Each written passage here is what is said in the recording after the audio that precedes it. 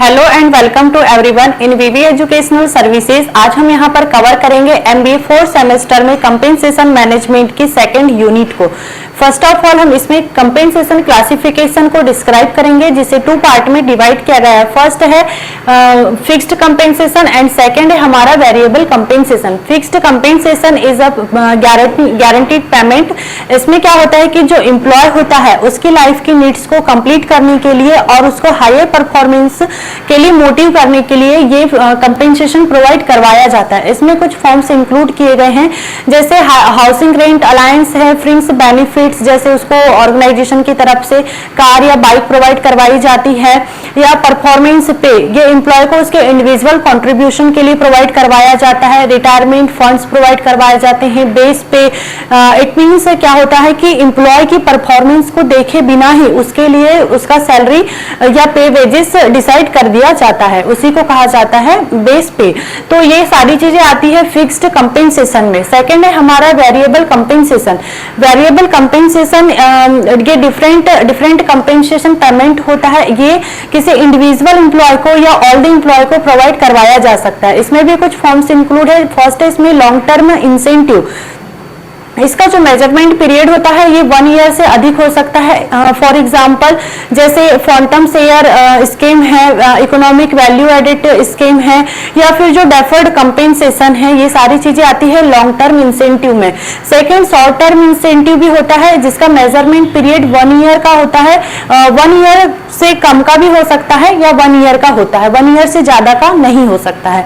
और इसमें जो भी पेमेंट होता है वो केस के रूप में दिया जाता है। फॉर एग्जाम्पल जैसे प्रॉफिट है, शेयर है, कमीशन है, बोनस है, ये सारी चीजें आती है शॉर्ट टर्म इंसेंटिव में या कंपेंसेशन में। ठीक, तो ये था variable compensation and fixed compensation. Second topic हम इसमें है टाइप्स ऑफ इंसेंटिव। यहाँ पर हम सबसे पहले इंसेंटिव को देखते हैं कि इंसेंटिव क्या होता है। देखो, इंसेंटिव ये एक प्रकार का एम्प्लॉय को दिया जाने वाला रिवॉर्ड होता है। ये जो उसके रेगुलर सैलरी या पे वेजेस रहते हैं उससे जो एक्स्ट्रा उसको बेनिफिट प्रोवाइड करवाए जाते हैं उसी को इंसेंटिव कहा जाता है। ठीक, अब इंसेंटिव कब दिया जाता है? जब एम्प्लॉय अच्छा परफॉर्मेंस करता है तब दिया जाता है। और क्यों दिया जाता है? ताकि वो आगे चल करके अपना और अच्छा वर्क परफॉर्मेंस करे, ज्यादा एफिशिएंसी के साथ में वर्क करे, इसीलिए उसे दिया जाता है। अब ये पैसे के रूप में या अदर बेनिफिट्स के रूप में प्रोवाइड करवाया जाता है। इसे भी 3 पार्ट में डिवाइड किया गया है। इसमें हम फर्स्ट डिस्क्राइब करते हैं मॉनिटरी और फाइनेंशियल इंसेंटिव। फाइनेंशियल इंसेंटिव में क्या होता है कि पैसे के टर्म में एम्प्लॉय को प्रोवाइड करवाया जाता है। इसके भी कुछ सब पॉइंट है यहाँ पर। इसमें हम इसका फर्स्ट सब पॉइंट है इंक्रीमेंट इन द सैलरी। देखो, एम्प्लॉय की जो सैलरी होती है वो साल में एक बार इंक्रीमेंट होता है उसका। तो ये जो इंक्रीमेंट होता है उससे क्या होता है, एम्प्लॉय मोटिवेटेड होता है और ज्यादा अच्छे से वर्क परफॉर्म करता है। या कुछ ऑर्गेनाइजेशन में ऐसे भी होता है कि जो एम्प्लॉय का परफॉर्मेंस रहता है उसके बेस पर उसकी सैलरी को इंक्रीज किया जाता है।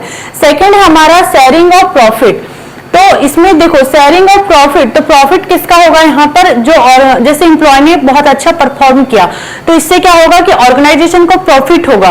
तो ऑर्गेनाइजेशन का जो प्रॉफिट होता है उसी में से, मतलब उसी प्रॉफिट में से कुछ परसेंट उस एम्प्लॉय को भी प्रोवाइड करवाया जाता है। तो इससे क्या होता है कि वो मोटिवेट तो होता है, साथ में आगे और अच्छी एफिशिएंसी के साथ में वर्क करने की कोशिश करता है। ऐसा क्यों करता है? क्योंकि ऑर्गेनाइजेशन का तो गोल अचीव होगा ही, उसको तो प्रॉफिट होगा ही होगा, लेकिन साथ में उसका खुद का सेल्फ प्रॉफिट भी होता है। ठीक, सेकंड थर्ड है हमारा बोनस। देखो, बोनस साल में एक बार दिया जाता है और ये नॉर्मली फेस्टिवल के टाइम पर दिया जाता है। ठीक, तो इससे क्या होता है, बोनस देने से जो एम्प्लॉय है और एम्प्लॉयर है इनके बीच में जो वर्क रिलेशनशिप रहती है स्ट्रांग होती है, इंप्रूव होती है।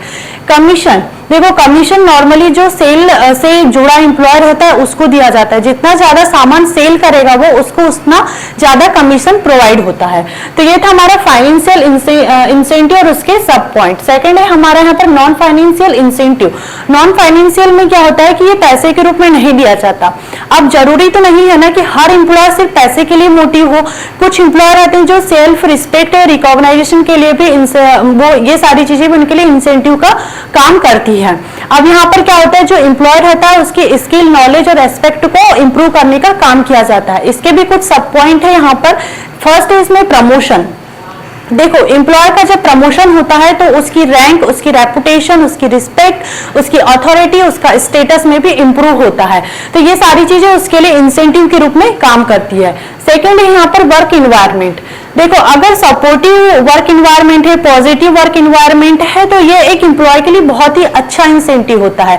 सीनियर और जूनियर के बीच में अगर वर्क रिलेशन बहुत अच्छा है तो ये सीनियर के लिए बहुत अच्छा इंसेंटिव माना जाता है।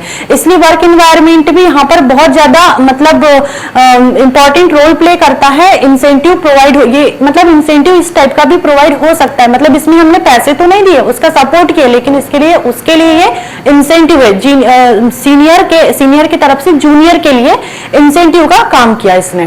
ठीक है, इसमें थर्ड है अपॉर्चुनिटीज। अपॉर्चुनिटीज में क्या होता है कि एम्प्लॉय को अपना आगे अच्छा करियर बनाने के लिए कुछ अपॉर्चुनिटी दी जाती है और इसके लिए इसको प्रॉपर ट्रेनिंग भी प्रोवाइड करवाई जाती है। ठीक, ट्रेनिंग भी प्रोवाइड करवाई जाएगी और इसमें क्या होता है कि उस ट्रेनिंग के बीच में वो कुछ ऐसे भी वर्क सीखता है कि हम उस वर्क को ऑर्गेनाइजेशन में भी जब वो करता है तो इससे ऑर्गेनाइजेशन भी अपनी गोल को बहुत ही आसानी से मतलब अचीव कर पाता है। ठीक, लास्ट है हमारा गिविंग चैलेंजिंग वर्क। अब ऑर्गेनाइजेशन में एम्प्लॉय को कुछ ऐसे भी वर्क प्रोवाइड करवाए जाते हैं जो उसके स्किल एक्सपीरियंस को चेक करता है या चैलेंज करता है, जिससे क्या होता है कि उसका एक्सपीरियंस और स्किल नॉलेज तो इंप्रूव होता ही होता है और साथ में कहना चाहिए कि उसकी इफिशियंसी भी चेक होती है कि वो हमारे ऑर्गेनाइजेशन के गोल को अचीव करने के लिए अपना एफर्ट लगाता है या नहीं, या उसके लिए वो मतलब उसमें वो स्किल नॉलेज है या नहीं, ये सारी चीजें उसके सामने मतलब आ जाती है। ठीक, इसके बाद में है पॉजिटिव एंड नेगेटिव इंसेंटिव।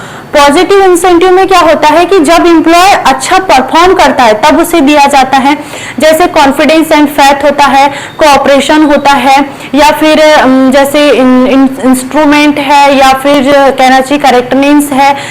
बहुत सारी चीजें ऐसी है जो पॉजिटिव इंसेंटिव में भी आती है।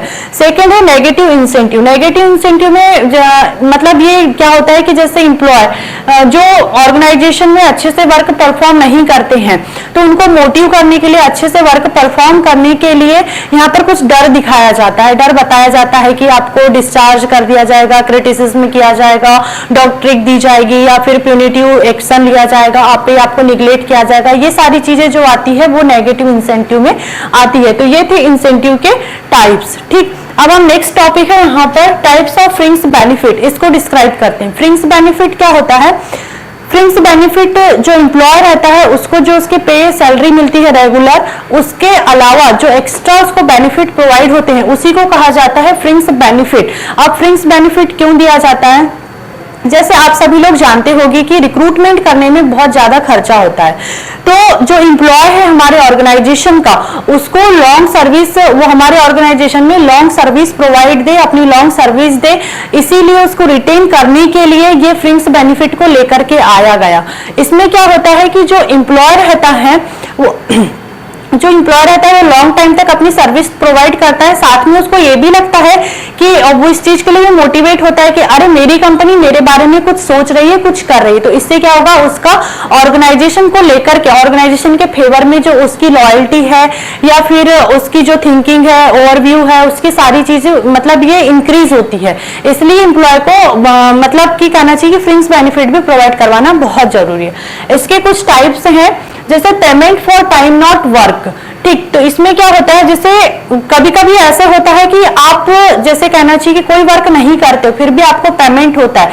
जैसे आप ट्रेवलिंग कर रहे हो ऑर्गेनाइजेशन के कुछ काम के लिए, अगर आप ट्रेवलिंग कर रहे हो तो आपने यहाँ पर कुछ काम तो नहीं किया, सिर्फ ट्रेवलिंग करने का काम किया, लेकिन आपने ट्रेवलिंग किसके लिए किया? ऑर्गेनाइजेशन के लिए किया, तो आपको उस चीज का यहाँ पर भी पेमेंट दिया जाता है। वैसे यहाँ पर एम्प्लॉय सिक्योरिटी है, वेलफेयर, रिक्रिएशन एंड फैसिलिटी है, वर्कमैन कंपेंसेशन है, ये सारी फैसिलिटी फ्रिंज बेनिफिट में आती है। साथ में इसमें जैसे ओल्ड एज या रिटायरमेंट फंड्स भी प्रोवाइड होते हैं, जैसे प्रोविडेंट फंड्स है, पेंशन है या डिपॉजिट लिंक इंश्योरेंस है, मेडिकल फैसिलिटी प्रोवाइड होती है। ऐसी बहुत सारी चीजें हैं जो यहाँ पर प्रोवाइड होती है। साथ में जैसे मैरिज के लिए, डेथ, बर्थ के टाइम पर जो फाइनेंशियल इंस्ट्रूमेंट्स जो प्रोवाइड होते हैं वो सारी चीजें फ्रिंज बेनिफिट्स में आती है। अदर फैसिलिटीज भी है, जैसे नेशनल सिक्योरिटी सर्विस है, labour union and other payment for the employer, ये सारी चीजें फ्रिंक्स बेनिफिट में आती है। वॉलेंट्री आर्ग्यूमेंट्स, ये सारी चीजें जो भी मैंने आपको बताया वो सारी चीजें आती है फ्रिंक्स बेनिफिट्स में, या फ्रिंक्स बेनिफिट के हम उसको टाइप भी कह सकते हैं। ठीक, I hope this topic is clear and thank you for watching this video.